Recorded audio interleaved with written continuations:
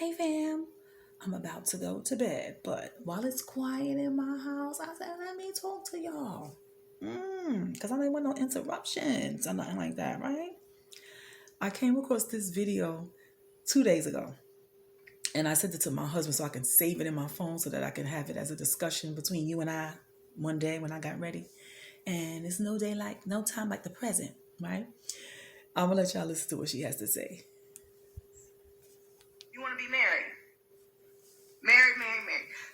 I want to be married. I want to be married. I want to be a wife. I want to be a wife. Really, you're just trying to check off a box in the goals of your life. Every wife I know right now, every single woman I talk to who is married says the same thing. I'll never do this again. I'm never getting married again. If for any reason anything happened to him, I love my husband, I love my family, but if anything were to happen to him and happen to this relationship, I ain't never getting married again.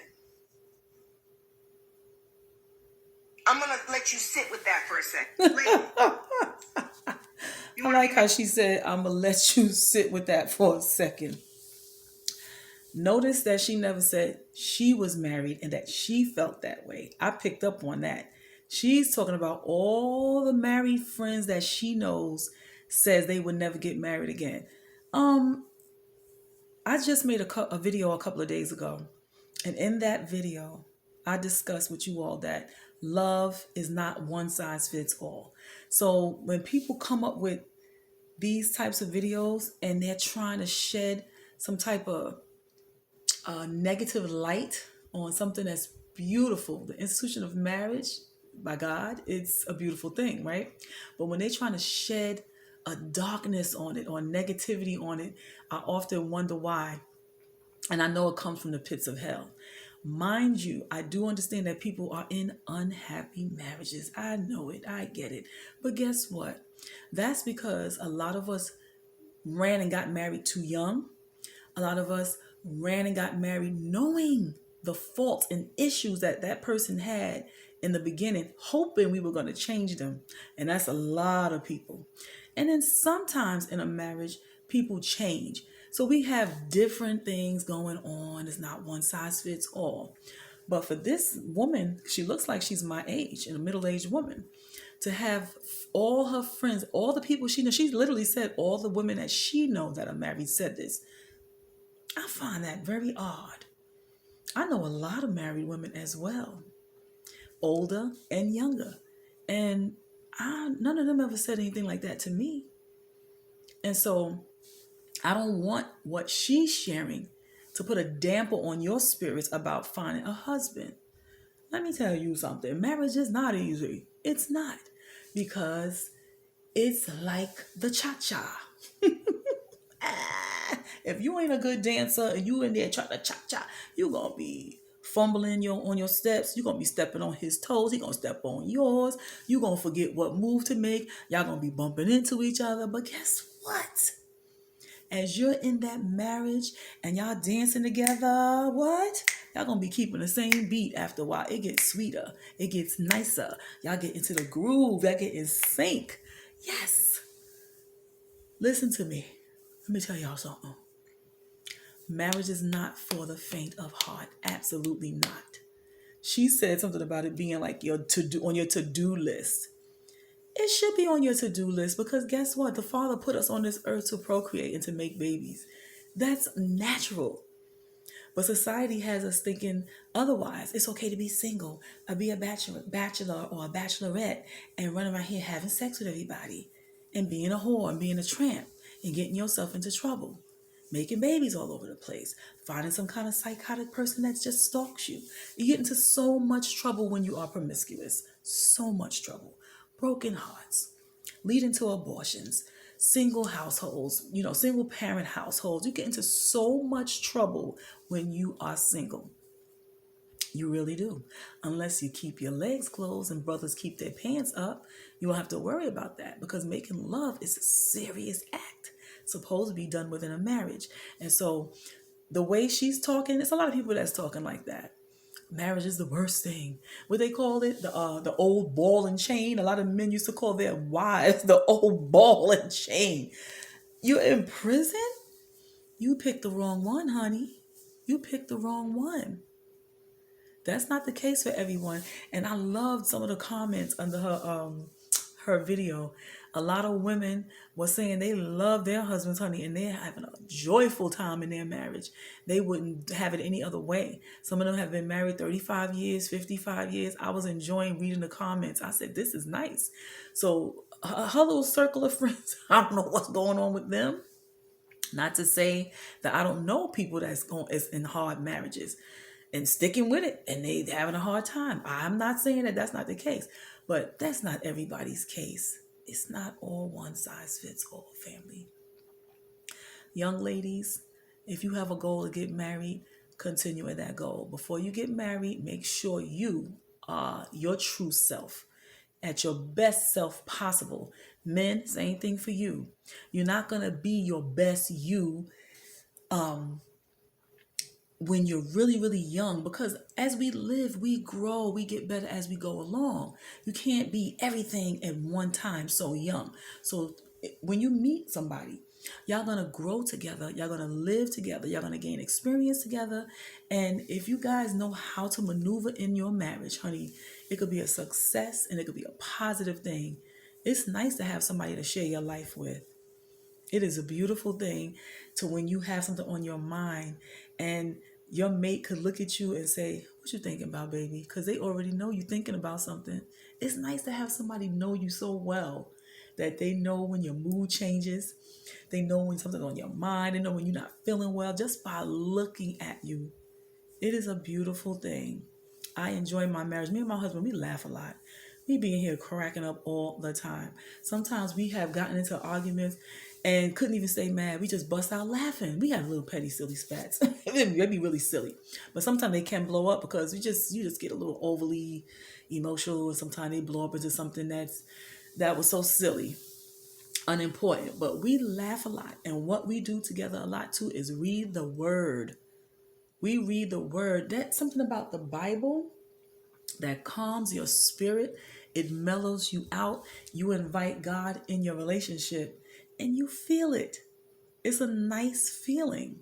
So that's another thing that's probably a major problem in a lot of marriages. People are not equally yoked.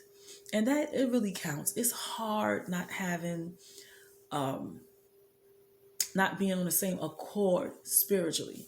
It's really hard, to practice a relationship with the Most High God and your spouse doesn't, because you're going to be living two different lifestyles. Anything goes when you don't have God in your life. And when you have God in your life, you're practicing discipline. You're trying to practice just no, you are practicing discipline. I'm not going to say trying. You don't try. You are living your life with a goal in mind to walk the path of Christ. And when your spouse is not doing that, oh yeah, it could be a problem. And then if you have children involved, definitely can make it worse. So I, as a 55-year-old woman in her second marriage, yes, I got married to my daughter's father when I was 19. I was a baby. A lot of people got married at 19 and 18 and 17, especially the old folk. They stayed together. They were together till they died. So I'm not going to say that doesn't work, but for me, it didn't. I had issues in my life as a child, and I brought certain ideas into the marriage that wasn't really realistic. And, you think everything's supposed to be perfect. So I was young and I didn't have any example of a good marriage. I never saw it. Family. And I have a big family. I never saw one happy couple, one righteous couple in my family.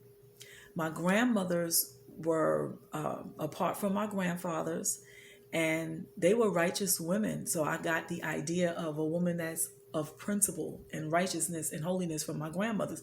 But I never saw a couple. I never saw an example of a couple. So I didn't know how to pattern that. I didn't know how to mimic that because I didn't see it. And so I believe that counsel from older people who are in successful marriages It's needed to guide you, to give you advice on how to maneuver in your marriage, and not to give up, because we give up on our marriage too quickly. Every little thing we're ready to run. To do what? To meet somebody else, to go through the same thing with somebody new, because that's what's going to happen. You're going to have to learn to dance with a whole new person, and shoot, their rhythm might not be in sync with yours, and you be like, man, I should have just stayed with the first one. Marriage really is a dance. And to be in sync, you have to practice the dance. You have to practice the dance. Come on, boo. Left foot, right foot. Cha-cha. Hey, hey. Not cha-cha. I need to go to bed. I'm silly and sleepy. But I'm serious. I am serious. Even though I'm silly and sleepy, I am serious, family. Marriage is a wonderful institution that the Most High God ordained. Adam and Eve, remember them? They were the first marriage. The first marriage. Without marriage, there is no family. There's no family. That's the core of our existence. Seriously, it really is. Families are so important to the Most High God. They are so important. The Bible says children are a heritage. So in that marriage, children are created. And this is how life goes on. This is how humanity continues, right? Because if our parents didn't get together, what would happen? We wouldn't be here. But marriage is a beautiful thing, but you need to walk in sync with one another. Seriously. This Bible, my husband and I, we read that Bible. We say the Lord's Prayer together. We recite the Lord's Prayer, and we, pray our own words as well. And we pray for one another and with one another. It is so important. The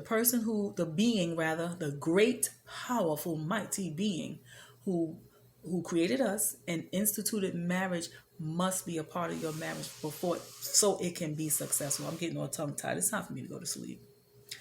We need him so the marriage can be a success. And that's a fact.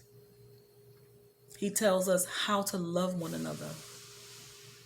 And when we demonstrate that, because love is not what you feel, those little butterflies and heart palpitations and all of that, that's wonderful when you're young. It's not the same when you get older. You love differently. Love is what you do. Excuse me. Love is what you do. It's not a feeling, because feelings can change from day to day, moment to moment. Feelings change. We are so fickle as people. So that wonderful giddy feeling that you might have in that one moment, you might be angry the next. And if you base staying with somebody and working out a relationship on how you feel, that's immature. That's immature. You know how you feel about a job and you can't stay in that job, but you ain't gonna just quit it, because if you do that, you won't be able to pay your rent, right? We're more dedicated to our jobs than we are to our marriage, to our families, and that's insane. So let's be wise. When you're in a marriage, work it out the best way you can. Prayerfully that before you even get married, you and the person are on the same page. You talk and talk about what you want to do in your future, how you want to live, where you want to live, what job you want to have. What do you want to have later on in life? A family of 3, a family of 5. You want to live in the South, you want to live in the city. These things need to be discussed. You have to discuss this and then take time to get to know the person as much as you can. Because I believe that people only show us what they want to show us. And when you get married and you actually move in, you're going to learn some things about each other that you won't know beforehand. And you have to learn how to do that dance. Learn how to do that dance, family. It's important. God first. That triangle, baby. Father on the top, husband, wife. He must be the center of your joy. Peace, love, and blessings, family. I need to go to bed. I hope something that I said with my sleepy head made some sense to you. Peace, love, and blessings.